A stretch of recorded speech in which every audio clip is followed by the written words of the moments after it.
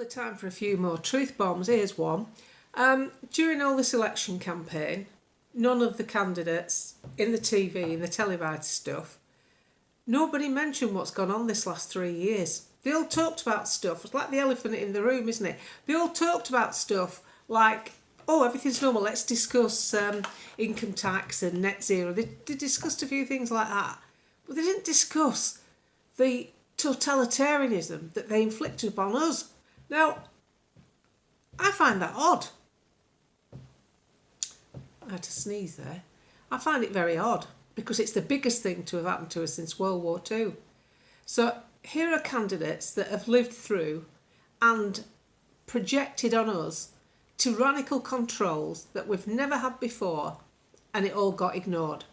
Nobody suggested a further inquiry as to why a drug was pushed so hard when a lot of the claims they made about it hadn't been proven, and the inquiry in the EU proved that fact because it had never been tested for transmission. Nobody's mentioned any of that, and we locked down, which crushed businesses and family life, and not only that, incarcerated our elderly, many of whom couldn't see loved ones for months on end, had no contact. That's cruel. That's callous. How could anybody do that? And the trouble is, we can't just blame the government, because I've had feedback from carers who've told me, well, the nursing homes, the people that run them, they preferred it without visitors because it's easier to run. So this is where hardcore legislation has to be fought, because it's always misinterpreted by the boots on the ground. And when I say that, I mean, so there you are, you're running a nursing home, and people are in and out all the time coming to see the loved ones, because the loved ones are isolated, they need that stimulus to have the will to live. They need that. They need to see the loved ones and their great-grandchildren. They've already got probably physical pain, mental incapacitation. They're living in one room where they formerly had a home filled with kids and their own grandkids, and now they're down to one room, and you even took away from them the visits that they so much look forward to. You give them nothing to live for. So on top of that, the people running the care homes found it easier to run without visitors. And I know this for a fact because many carers told me. They said, don't kid yourself, June. The managers and the owners are preferring it because it's easier to run without the visitors coming. That's the society we live in. So what you've got to be careful of when the government's trying to have more of a say in your life, is that it's always the interpretation of those rules on the ground that then magnify it tenfold. Give you an example, COVID warden, sitting on the border between two counties because there was a petrol station in one county that obviously people from both counties used because it was near the county line. Now, common sense, if you've got to set off for work, if you were still out and about during the lockdowns and you needed juice, you go to the nearest petrol station. Now, anybody with a brain would think, yeah, fair enough, they've gone to the petrol station, it's over the border, but they've gone back again. This COVID warden deliberately sat at the border waiting for people to come from the left direction and cross it to get to the petrol station, then issued them with fines or whatever they did. He was looking forward to it. He was looking forward to it because before that he was unemployed. He had no power over anything. And that's where totalitarianism never works. They'll always tell you with socialist and communist doctrine that it's for the greater good. It's so that everybody can have this more even life. It never works because you can't trust human nature. It doesn't matter what rules you put down in a book. You've only to look at the attitude of that particular COVID warden. If you'd have got another one doing that area, he wouldn't have even been parked there looking for that. He'd have accepted the fact that that's what normally people do. The rules are there to keep you safe, allegedly. Breaking them to go and get petrol and come back, it's nothing. Or the COVID warden that told a woman with 3 kids to get home quickly and leave a cenotaph, and she explained to him that she'd been cooped up in the house, they only have a backyard, the weather's been bad, it's the first nice day, I'm trying to educate him with one laptop, please just let me have a breather here on that. No. He told her, he probably lied, that if she didn't get home quick, he'd call social services and she'd have her kids took off her. That was using fear so he could boss her about. That wasn't anything to do with health and safety. That was just a bad human being. That was just not a very nice person. And the trouble is, with these emergency powers, they gave many not very nice people loads of powers that they should never have had. Watching police officers discussing things with people in filthy, dirty face masks, not even have the gumption to change it. A big dirty mark here where she's breathed in and breathed out all day and just kept putting it back on. Doesn't that show your lack of intelligence? Not that I agree with the rules. I'm just saying, after the rules come in, there's the interpretation of them. And this is why we have to fight totalitarianism, because they'll always get misinterpreted, because nobody sees the same problem the same way. And during that period, we never, ever saw so much money made in one era for drug companies. It's the most profitable time of their existence. That's wrong. That's morally wrong. But it's easy to allow them to be so profitable because they're paying this profit. They're buying these drugs that we're supposed to all need with the taxes. The governments were buying them in with the taxes because the government doesn't have any money. The government has your money, takes it from us. So if it makes a mistake, it never feels it, does it? Because they still get paid, obviously. They never miss a heartbeat. Have you noticed that? They never miss a pension payment. They never miss a salary increase. And they even got a $7,000 bung while we were shut down. And nobody mentioned any of this. All the things that went on. The fines. The fines for not obeying rules that have later been debunked as thought upon on the spot, useless, and didn't serve any purpose. They were just, why? For something to say. People might like Matt Hancock. And none of this was discussed during hustings. Nobody said anything. I just find it incredible that the public accepted it. That the public didn't say, well, hang on a minute. All right, you're talking about schools and what you're going to do, and you're going to spend 20 million on this and 30 million on that. What about what's happened to us? What about an apology? What about we got it wrong? What about we exaggerated? What about I'm sorry about this? Nothing. Just completely ignored, like the last 3.5 years didn't exist. That's no good to me. And the Tories wonder why they've lost seats. They've lost seats because you can't be trusted to have them. You see, a lot of people like me who don't agree with Labour's policies, I don't care that, I prefer it if he wasn't in, but I don't care that Keir Starmer's got him, because for Keir Starmer to sit in number 10, he's had to take away your seats. You that betrayed us, the Tories, you betrayed us, your seats have gone, you're toast. And you're still making excuses for yourself. Instead of coming clean and seeing what you've done, you're still being paid to write your drivel in the Telegraph. Nazim Zahawi, another drivel-filled piece as far as I'm concerned. That's my interpretation of it, and you can't do anything about that. Drivel. Making excuses about why they lost. You lost because you can't be trusted with them. Because we didn't expect you to inflict these restrictions on us. We didn't expect you to allow people to make obscene amounts of money out of our taxes that's allegedly supposed to be buying a drug to keep us safe. We didn't expect any of it. And we certainly didn't expect to have 5 prime ministers in 6 years. That isn't stability. We didn't expect to be funding wars. We didn't expect to be doing all this. And yet you're trying to say you think the reform vote is a protest vote. It's not a protest vote. It's the start of change. It's the start of change. And sadly, for many half-decent Tories who still ignored it, if you'd have jumped ship and took a leap of faith, you'd have still had your seat now. But you didn't. You stuck to the old party because you believe it's going to survive. I think it's toast. I think you've had your day. I think you've run your course.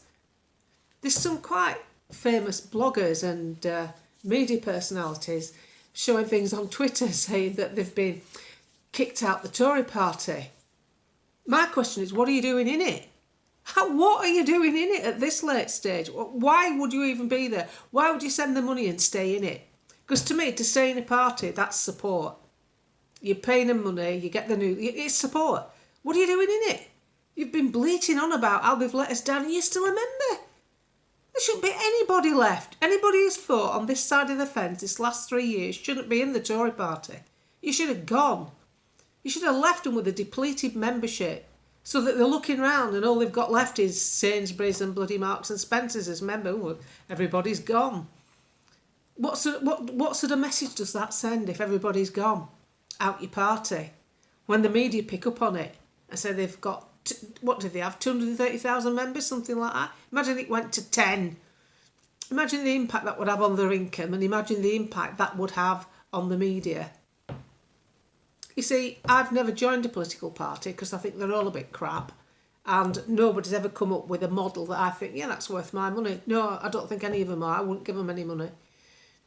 So Reform are the best of a bad bunch because they speak my politics, but they need tidying up. But that's early days. They can do that. They can do that. They can get in shape now. They're like, this is like a gym membership. You're going to give it a go. They're in. They're doing it. And even the 4 Islamists that have got in, it's not good news if you don't believe in Islam. But it's better news than seeing these 2 main parties just sneakily take your vote. They're taking your vote under false pretences. They're taking your vote under false pretences. And we know the vote is worth very little. It's a smokescreen. Because really what they want to do, as Keir Starmer said, he'd rather deal with Davos than Westminster, because Westminster cluttered opened it with voters, us. Yeah, you have to appease us. You have to appeal to us. You have to do a selling job on us, don't you, and make us like you. Whereas at WEF, fly in a jet, go out there, shake a few hands from some big hitters, fly back, job done. We don't need to be consulted. Because we're only the daft mushes that are keeping the whole damn thing propped up. We are the ones keeping it all propped up. The whole what? The whole shooting work. The corporations, the governments, the non-government organisations, the WHO. We're the ones propping it all up. Because these organisations, without the public, are nothing. Literally nothing. And to be betrayed by the ones that you've voted, so you trusted them, that's worse than getting... That, for me, might not be for you. That, to me, is worse than getting someone in politics that you don't really want. So this is the era of the pushback. And we can all push back. It's quite easy to do. You talk to people. I'm talking to you. So a good few thousand will see this video. Some will have the courage to take the content away. Not that I'm giving you like, oh wow, she's discovered this. I've not discovered uranium today. But the courage to speak about it to other people who don't want to talk about it. This is our way of life that we need to hang on to, that we want to have control to shape ourselves. I don't need Keir Starmer to tell me how to live. I don't go around breaking laws. I run a clean home. My dogs are healthy. I look reasonable for my age. I'm clean and tidy. I don't need him in my life to keep my car serviced and make sure everything's running right. I do that myself. How many of you lot do that? How many of you watching this now look around your home and do look around your home at your decorating and the pie you've just cooked and the kids you've brought up, and the ones you're proud of that went and got a good job and got promoted, and the ones you've nursed through health, your sickly husband that you're there by his side. How many of you look round at your circumstances and think to yourself, I'm really glad we have a government? Not one. Not one. Because all your achievements in your life, from caring for someone you love that's sick, from nurturing a child, from running a home to running a business, to turning up for your job, from cleaning your shoes and brushing your teeth, is down to you, not them. It's us. We're the powerhouse. We are, not them. They're just the parasitic class that need to leech off the parasite, off the nation. They need to leech money off us. They need to take it out the system, and then they blow it on stuff they don't even normally discuss with us. Does anybody actually have a breakdown on where our foreign aid goes? Because it's written into law, we have to give 0.07% of our GDP. No other country has it written into law. Every other country can sit down at the year end and look round at their GDP and think, well, we've not had a very good year. And they can decide what to spend. on foreign aid. We can't. We have to give 0.7. It's a lot of money. And that's as well as all the other stuff that we send that we never get asked about.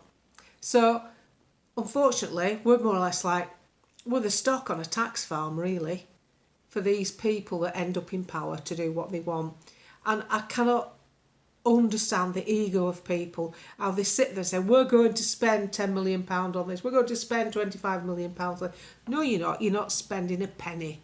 What you should be saying is it all right if we do this because I'm using your money? But nobody ever says it. So today is the day for patting yourself on the back, because if you're on our side of the fence, especially if you're not a member of a political party like the Tories, and you've tried your best every day by thinking about it, that's the first job, think about it, talk about it, do something about it, using cash, that's a good one. Talking to other people who maybe aren't wised up, that's all part of the pushback. And yes, are we winning? Yes, we are winning, because the other side is doomed to fail, even though they're in power at the moment and Le Pen has been stitched up in France. Le Pen's just doubled her amount of MPs. That's more say. So all is not lost. You mustn't get down about it. There's nothing to get down about just because our government's changed, because it's only their faces. The delivery of the end result remains the same. They're just going about it differently. And the people that have lost their seats deserve to be gone because they weren't doing the job. Because if they were doing the job, they should have made a stand when lockdowns were introduced. But nobody did. Nobody did. And the fear, the Tories have run the country on fear for 14 years, the fear of Labour. Vote for me or Labour will get in. That's been their strongest selling page. Vote for me or Labour will get in. How can anybody run a country on that? But they did. They've managed to do that for 14 years. So now all of a sudden that fear of Labour, the last 3 or 4 years should have taught you, well, hang on, you've got two parties, one's Conservative, one's Labour, Socialist, but the Socialists haven't complained about what the Tories have done. Doesn't that go off in your head that they must be doing something that they like? That's what they would want? That a Tory government using communist advisors is a bit unusual, a bit odd, a bit like, whoa. Because it went off in my head. What the hell's she doing there? She's a communist. I couldn't even fash to do that. I'd have to have somebody who spoke common sense. And other countries like Sweden took a different route and they've turned out all right. So the biggest thing to happen to this country since the war never got discussed. Never had any open debate, never went on the telly, the big channels didn't cover it. And the public didn't complain about that. Or if they did, then the media kept the sound bites away from us, didn't they? Because I've certainly done enough moaning. I've never stopped moaning. So I'm not sat here today thinking, oh, there's been this massive change and how am I going to cope?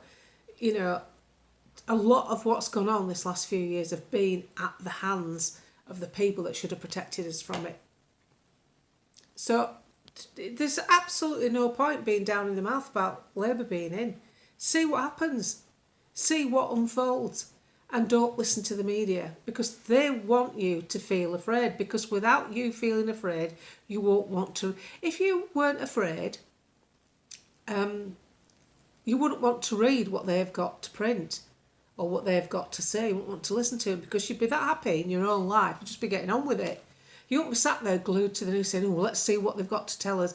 You're only seeing that because you're trying to protect yourself, because you know it's going to be something you don't like. And the way I see it, I haven't liked anything this last 4 years. I didn't like a lot of stuff for the 4 before that. So I'm certainly not wasting any more time sitting miserable. And you've got to remember that these media companies, GB News struggles anyway because they're still paying everything through the hands of funders. and they want to get their advertising up. They think they'll do that by not blotting the copybook with Ofcom. Big mistake. And then you've got the press. Now the press is really struggling, so they've now got to churn out stuff online. And as you know, online they can listen. People can listen to me for free.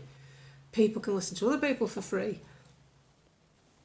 So their customer base is shrinking.